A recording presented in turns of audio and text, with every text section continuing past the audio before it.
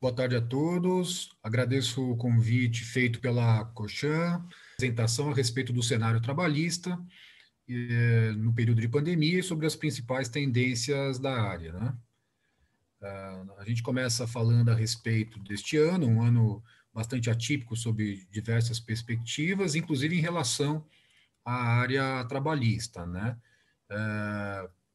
Aqui eu retroajo ao mês de março, quando nós começamos a receber medidas de isolamento social e medidas restritivas ou até mesmo que impediam o funcionamento de diversas atividades empresariais.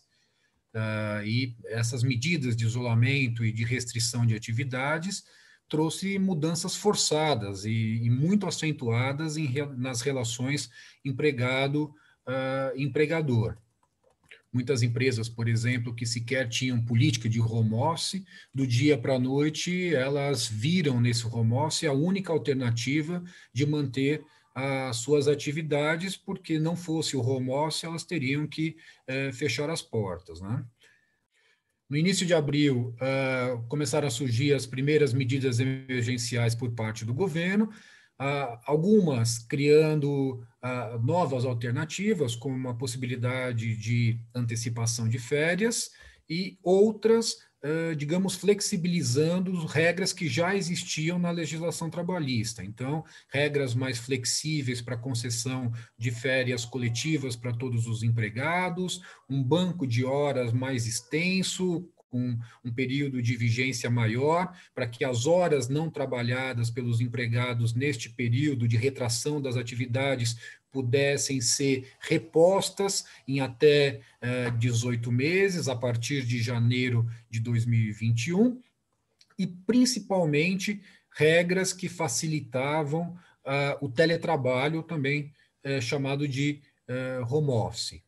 Tivemos uma segunda medida emergencial que tratava da suspensão dos contratos de trabalho e da redução da jornada de trabalho com redução proporcional de salários. Em ambas as situações, com o pagamento de um benefício emergencial por parte do governo federal.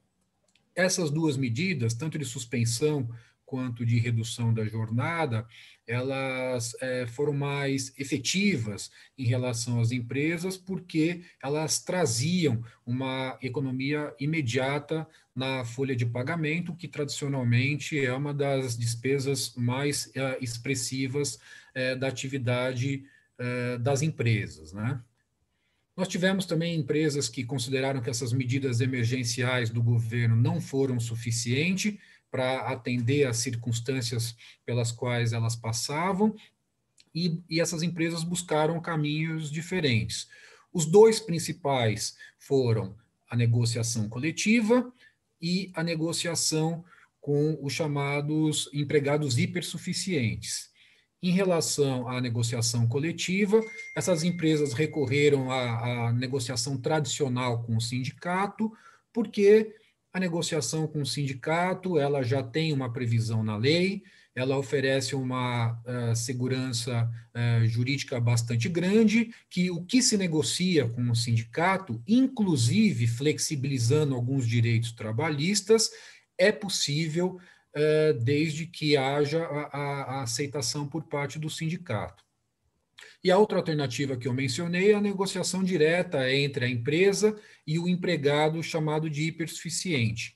Esse empregado hipersuficiente, ele surge com a reforma trabalhista que tivemos em 2017, e que é aquele empregado que ele tem diploma de nível superior e que ganha acima de aproximadamente R$ 11.200 por mês. Para esses empregados hipersuficientes, a lei trabalhista passou a permitir uma negociação direta entre esse empregado e a empresa, sem a participação do sindicato, e o que esse empregado negociar em seu interesse prevalece, inclusive, em relação ao que o sindicato negociou para os demais empregados. Em algumas circunstâncias, pode prevalecer em relação até ao que está previsto na lei trabalhista. E por isso é uma alternativa bastante interessante que foi largamente utilizada nesse período de pandemia, principalmente nas situações em que não era possível estabelecer uma negociação com o sindicato representativo dos trabalhadores. Aí, depois desse breve resumo a respeito do contexto da pandemia, me parece que a discussão que pode ser mais interessante num foro como esse é entender um pouco quais são as tendências para o mercado de trabalho e das questões trabalhistas mais relevantes, né? Eu até colocaria de uma forma um pouco diferente. Qual o legado desse período de pandemia e quais são as principais tendências para a área trabalhista? Nós sabemos que ainda não saímos desse período de pandemia, ainda enfrentamos uma situação ainda bastante delicada em nosso país. Há também uma preocupação grande de uma segunda onda desses contágios, mas, de qualquer maneira, o que nós sentimos dos nossos clientes já é um olhar voltado para o futuro. Como eles pretendem desenvolver as suas relações com seus empregados já no período pós-pandemia, né? Aí nós temos uma discussão muito interessante minha com os meus sócios trabalhistas aqui do escritório. Nas nossas conversas, nós temos dito que esse período de pandemia não é apenas um período de retração de atividades empresariais, com muitas dificuldades e desafios para a preservação das relações empregatícias. Nós dizemos que a pandemia será um novo marco com mudança de diversos paradigmas nas regras, nas concepções dessa relação entre empregado e empregador. Eu posso citar alguns exemplos para exemplificar, para ilustrar o que eu estou dizendo. O primeiro deles, e mais discutido nesse período de pandemia, é a questão do home office. Muitas empresas sequer tinham política de home office até a pandemia e se viram forçadas a criar uma política de home office como única alternativa para a manutenção das suas atividades. Até a pandemia, o percentual de empresas que praticavam o home office era pequeno e era dado uma importância, digamos, ainda pequena para a questão do home office. Com a pandemia, as empresas praticaram largamente o home office e se valendo das regras que existem lá na nossa legislação trabalhista. Mas o uso por muitas empresas desse home office acabou trazendo discussões que nós até então desconhecíamos. Então, por exemplo, a questão da responsabilidade do empregador pelo reembolso de todas as despesas necessárias a uma estrutura que o empregado precisa ter para desenvolver o trabalho em home office. Se a empresa quer que ele trabalhe em home office, mas ele não tem uma cadeira adequada para trabalhar, uma mesa adequada para trabalhar, quem tem que arcar com o custo dessa compra? É a empresa ou é o empregado? Pelas regras atuais, isso tem que ser objeto da negociação entre o empregado e o empregador sobre quem arcará com esse tipo de despesa. Mas hoje já há discussões maiores a respeito desse tema, se entendendo, por exemplo, que a empresa deve arcar com todo e qualquer tipo de custo, de estrutura que o empregado necessite para desenvolver o trabalho em home office. A mesma coisa em relação às despesas permanentes, como, por exemplo, a assinatura de uma internet para poder desenvolver o trabalho remoto. Hoje faz parte das regras que venham a ser estabelecidas entre o empregado e o empregador no aditivo contratual, mas já há quem diga que isso necessariamente é uma despesa da empresa, né? Como fica a questão do controle de jornada? O empregado que trabalha em home office, ele tem horário para começar a trabalhar, horário para terminar, horário de intervalo para refeição. Então, pela regra atual, esse empregado não está sujeito a um controle de jornada. Mas também há, inclusive, projetos de lei no Congresso Nacional, entendendo que se não para todos, mas para uma boa parte desses trabalhadores, deve haver sim algum tipo de controle de jornada para que esse empregado não trabalhe nas jornadas normais, além de 8 horas por dia e que possa usufruir daqueles intervalos que a legislação trabalhista estabelece. Há também uma preocupação muito grande sobre a questão da ergonomia, se esse empregado ele está sendo devidamente orientado e acompanhado em relação a todas aquelas questões que envolvem a sua saúde, não é? Então, estou falando aqui de um ambiente em home office que esteja equipado com uma mesa e uma cadeira apropriados, que tenha uma iluminação adequada, que tenha uma ventilação adequada, que são as mesmas regras que hoje as empresas são cobradas nos seus estabelecimentos. Eu diria que a tendência dessas discussões que a gente tem acompanhado, algumas propostas até em trâmite no Congresso Nacional, é justamente nesse sentido, de que seja transferido para o home office as mesmas regras de proteção que hoje existem para o trabalho desenvolvido no estabelecimento do empregador, né? Uma outra tendência muito forte, não é novidade, mas que tende a se acentuar, é a questão das negociações coletivas. Por quê? Porque a negociação coletiva é um caminho seguro para que sejam estabelecidas, por exemplo, políticas de remuneração com menos foco no salário fixo e uma porção mais expressiva na parte referente à produtividade, à performance do empregado. E o caminho mais seguro para o estabelecimento dessas regras é a negociação entre a empresa e o sindicato que representa esses trabalhadores. Um terceiro tópico que me parece uma tendência muito, muito relevante nesse período pós-pandemia é a questão relativa à gestão de pessoas.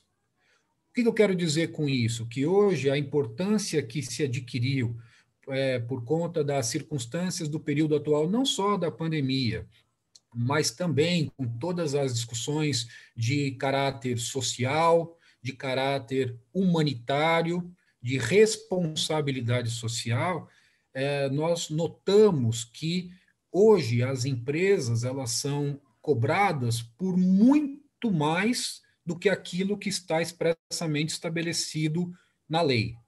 Então, eu vou dar um exemplo do que eu quero dizer com isso. Então, hoje nós temos na lei uma cota que as empresas devem cumprir em relação a empregados portadores de deficiência. Se a empresa não cumprir essa cota, ela está sujeita a uma série de penalidades, ações judiciais, etc. O que eu quero dizer é que quando se fala hoje em diversidade, quando se fala hoje de inclusão, o que se espera, o que se cobra das empresas é alguma coisa muito além do que, por exemplo, a cota de empregados portadores de deficiência. Hoje há um acompanhamento muito de perto por parte das autoridades trabalhistas em relação, por exemplo, ao equilíbrio entre os empregados, um equilíbrio de gênero, se há um número compatível de homens e de mulheres na empresa.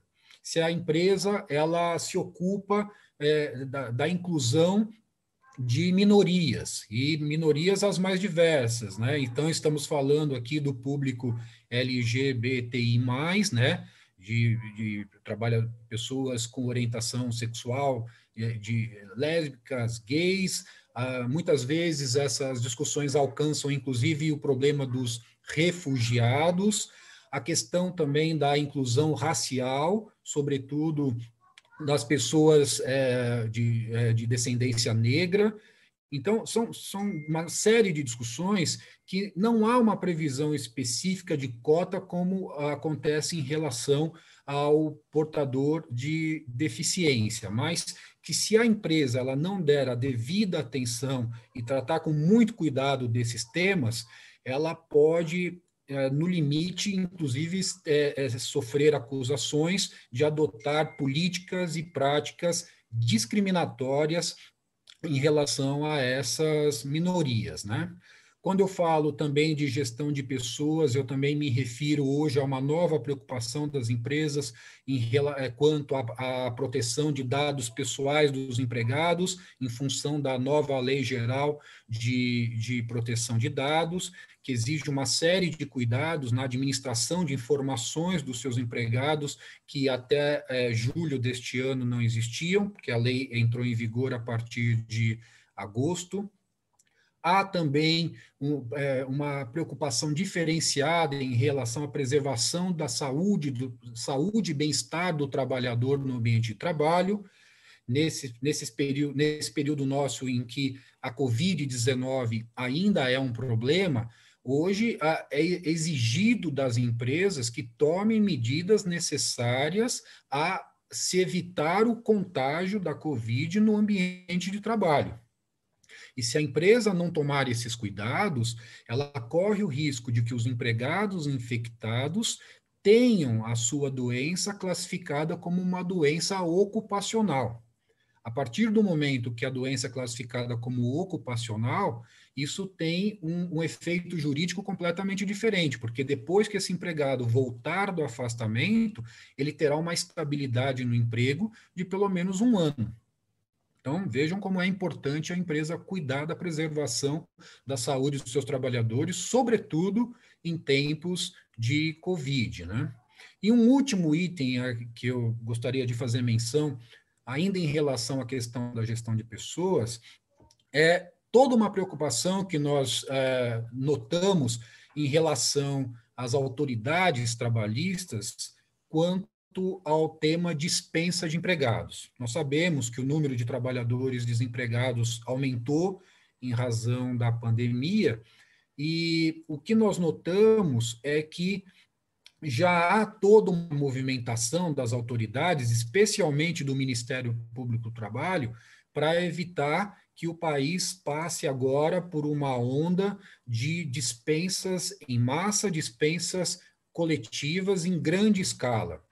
Então, por exemplo, o Ministério Público do Trabalho, ele acaba de soltar um documento em que ele expressa o entendimento dele, Ministério Público do Trabalho, sobre todas as restrições que hoje existem e não existiam no período anterior à pandemia, para que o empregado ele faça uma dispensa coletiva na sua empresa. Então, a preservação dos empregos, ou mesmo se a empresa notar que tem necessidade de reduzir o seu quadro e efetuar uma dispensa coletiva, hoje ela tem que conduzir esse tema com muita cautela, com muito cuidado, porque nós notamos exatamente o que eu mencionei, tanto uma atuação fiscalizadora muito forte por parte do Ministério do Trabalho e do Ministério Público do Trabalho, como uma tendência de que a Justiça do Trabalho também adote uma postura bastante restritiva em relação à possibilidade dessas dispensas,